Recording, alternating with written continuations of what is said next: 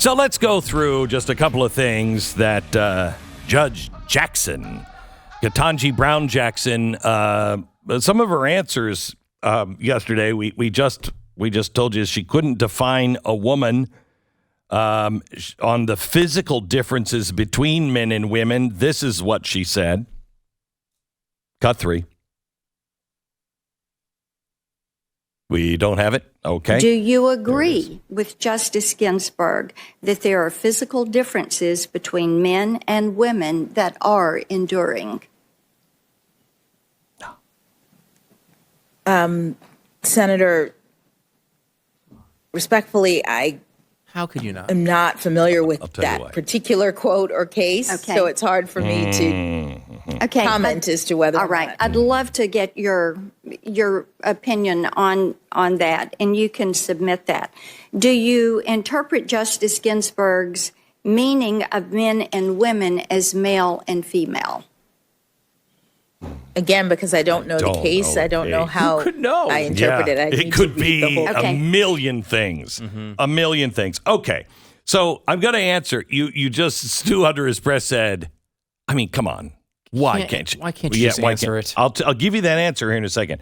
Let me give you this. These are important to remember. Cut 5 on court packing. Do you have an opinion, Judge? Not a strongly held opinion, actually. But you have an opinion. I haven't really thought about it, but I hear the arguments on both sides, and I understand it to be a political issue. Court packing. She hasn't thought about it, really. You're going to be in the Supreme Court. There's Correct. 9 people on the court who would have any time thinking about this at Exactly all. right. Let's go to cut 8. Here she is on the 1619 project. Ms. A journalist, as you say, who made that statement, and I called it provocative. It is not something that I've studied. It doesn't come up in my work. I was mentioning it because it was, at least at that time, something that was talked about and well known to the students that I was speaking to at the law school. So she wouldn't disavow something that's completely made up. Okay. So why? Where does she come from? How was she selected? Well, we know that Joe Biden said, since 2020, his pick for the next justice would be a black woman. Okay. Now, where did he get that idea? Money, where's my damn son? Black woman is the Supreme Court. That's, I'm sure that was just his own thought. It wasn't James Clyburn demanding it, or he wouldn't get his endorsement and he would lose the primary? No. Okay, what are you talking about? Okay. Back in 2019, a nonprofit group called Demand Justice gave Joe Biden and other Democrats running for president a short list of acceptable Supreme Court nominees. On that list was a woman named Ketanji Brown Jackson. Where did I put that list? He probably lost that list. But then after taking office last year, Biden appointed her to the U.S. Court of Appeals for the District of Columbia. That position is considered the stepping stone to the Supreme Court. Now, when news broke out about Justice Stephen Breyer's retirement, the top name that surfaced over and over again in the media was Ketanji Brown Jackson. But Joe Biden is in the money to make a moan. I don't have less than people. We're just looking for the black woman. Okay, so who is Demand Justice? What's their agenda? Well, Demand Justice was started in 2018 with money from something called the 1630 Fund. If you don't know what the 1630 Fund is, just go back to one of my Wednesday night specials about a month ago where we went into the new money laundering system of the left. So the 1630 Fund has a mission of opposing, or did have a mission of opposing, President Trump's judicial nominees. Later that year, Demand Justice spent $5 million to oppose Brett Kavanaugh's Supreme Court nomination.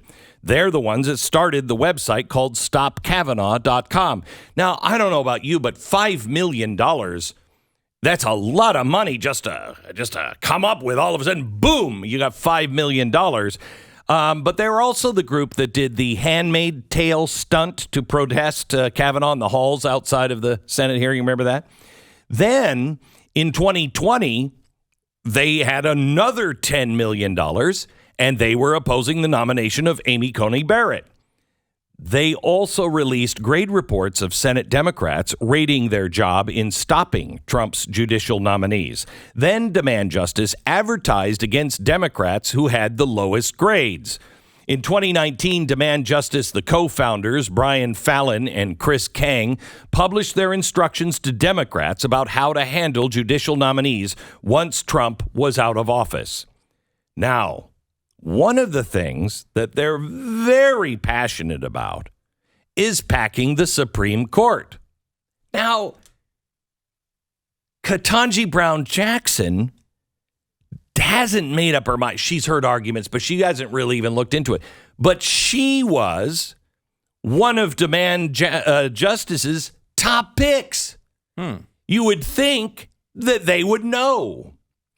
Last year, they joined 7 other groups to form a coalition in support of court packing called Unrig the Courts. Also last year, Demand Justice waged a campaign. Did you know this? To pressure Justice Stephen Breyer to retire.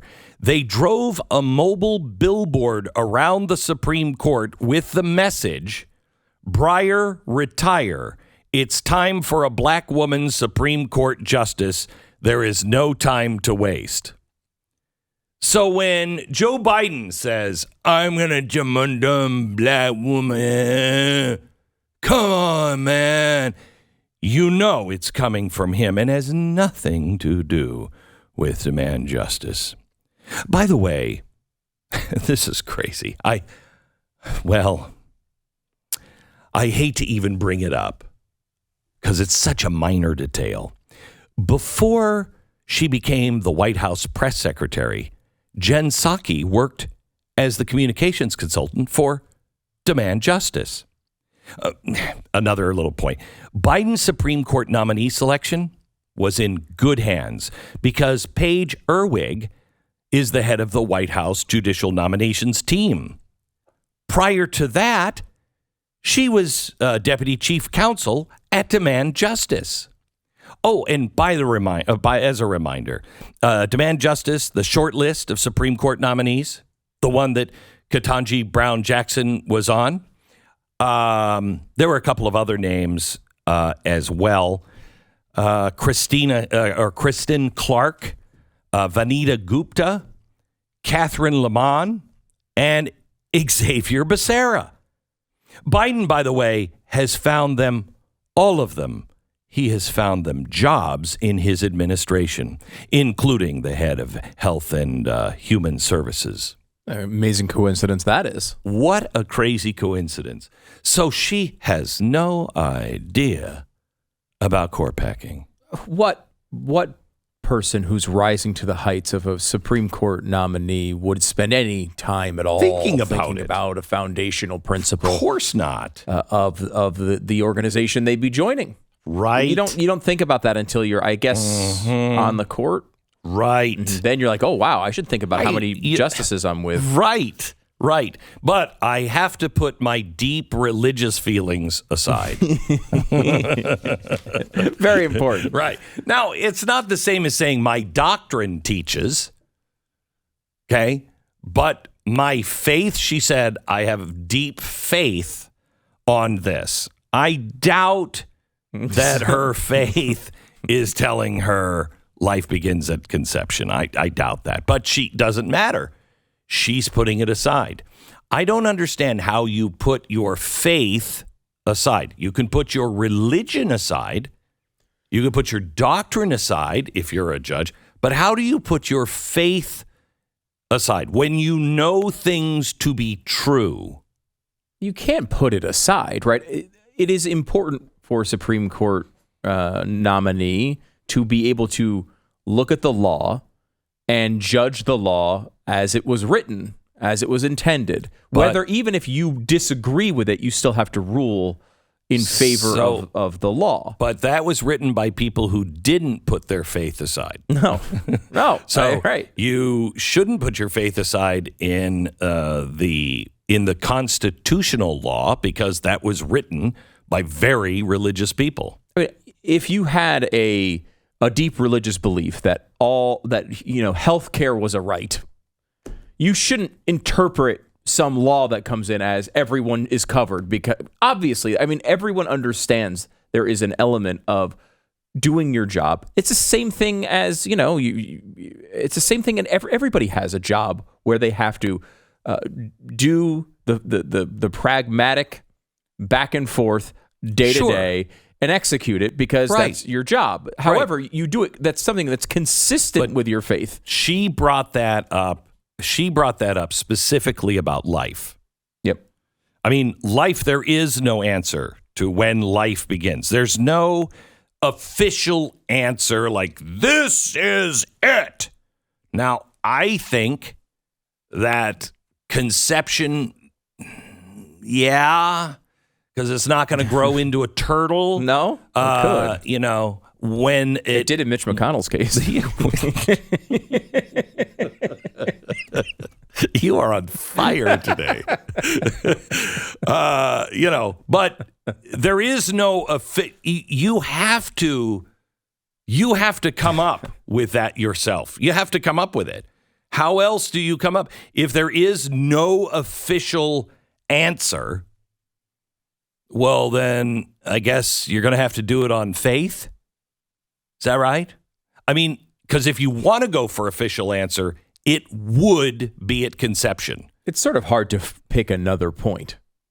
I mean, I guess you could do heartbeat, but again, even that is a little flaky. Yeah. But I guess if you're going to pick another part, I mean, it's hard to pick any other point, certainly. If we found an egg that had been fertilized by sperm, and it just happened the day before yesterday, and we collected it because we found it floating in space, we would call it life. Would we not? So that's the technical, I guess, definition. So you want to, I know you're not a biologist, but they do seem rather spacey.